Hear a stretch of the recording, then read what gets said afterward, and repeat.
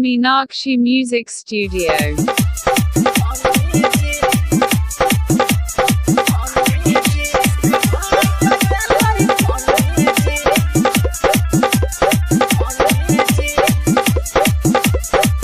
Meenakshi Music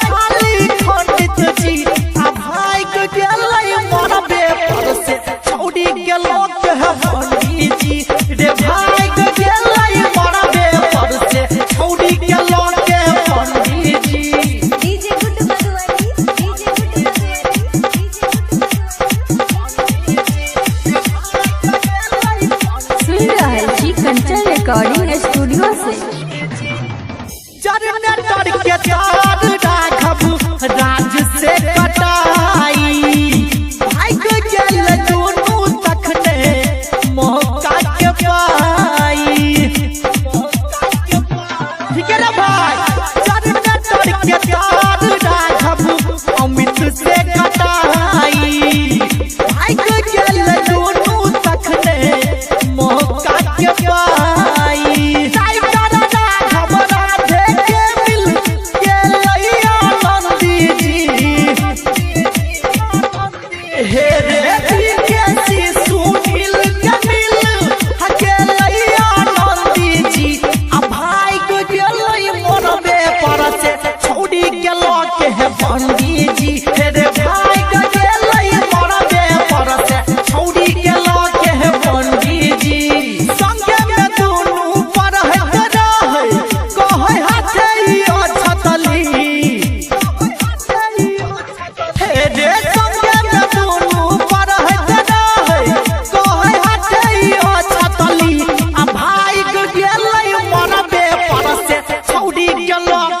पंडित जी